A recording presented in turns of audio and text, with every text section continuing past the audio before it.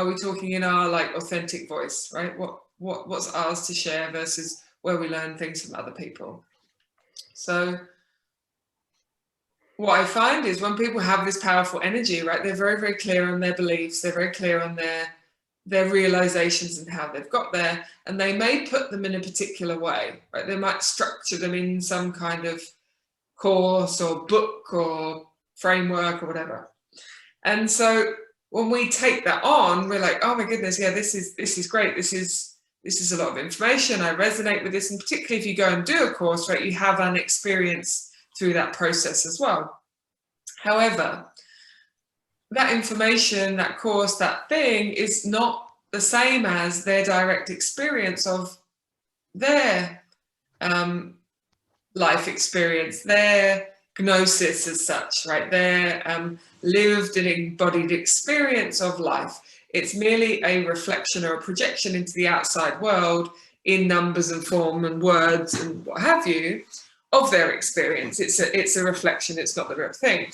So how I see it is that it's like a synthesis. And I've had this experience myself where for a while I've taken on different people's voices. There's certain energies or something that I'll tune into and I feel like I'm not really speaking what I want to speak. And there are definitely archetypes and energies that we can tune into where we want to channel a particular message or energy, right? But on the other hand, what I'm hearing from you is I really want to come from the perspective of what is true on my heart right now for me. And how do I express that in the world? And how do I know that that is my truth and that is from me without it being from somebody else's knowledge or etc. One thing is being very clear on making space to make that connection. Like having the time and space to make that connection to what is really true for you. And whether that's breath work, like for me as an example, like my mornings tend to be, I don't have a phone.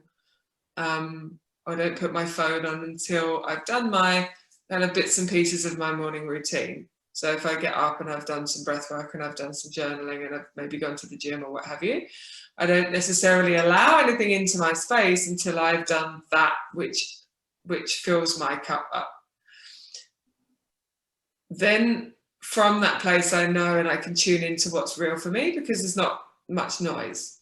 When I start introducing the noise of the world in, and that could even be, you know, teachers and mentors that are great and amazing, it does have an effect on me. So in either a positive or a negative way, if I'm not clear and anchored in who I am, that information I might take that on and pass it on, right? Rather than taking some of that information which informs me and informs my message, right? But doesn't necessarily take on the flavor or the essence of that person, if that makes sense. I might be sharing that because I might talk about DeMartini method, for example, and, you know, in this methodology, blah, blah, blah, blah, blah. And I might say sometimes one of my mentors says, da, da, da, da, da, right, which might be relevant. But the way I see it as a synthesis is what's happening within us is that we're having these experiences, we're taking this knowledge, this wisdom, this information in, right? And it's a mixture and a blend, goes in the blender, and some things resonate and we keep them and some things don't. And so what I'm hearing or perhaps feeling into is perhaps right now the process that you're going through of sorting the wheat from the chaff, of like, oh, what, all of this information, right? This is why we have to be careful about what our diet is, our information diet, what we consume on the internet and the people that we hang around with and everything else, because that is information that we are taking in all of the time. So we need to be very clear and conscious of what information we're taking in and not allowing anything to come into our space that isn't in alignment with the growth of our own, you know, innate wisdom, if that makes sense. Sometimes something will start coming in and we'll be like, oh, no.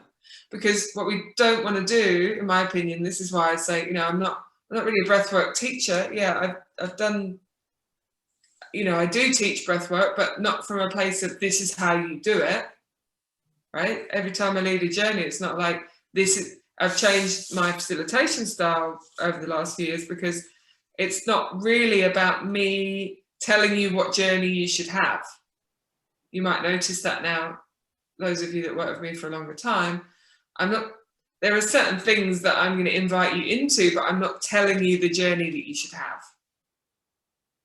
Because for me, that adds another layer of a dogmatic belief system or rules and regulations of the way things should be, versus you having your own experience and you synthesizing and creating something from your own experience, which is exactly what you're talking about. And then that is the true authentic expression, right? And you can include concepts and things that you've learned and experienced with other people and through other modalities and methodologies, but it's coming from an embodied place. And so I would say that's how you know the difference. If you're talking about a concept that, you know, you've tried on and that you're talking about DeMartini method or whatever else, then perhaps it is, you know, it's a theory. Because if you don't feel it and know it in your bones, then it's not embodied.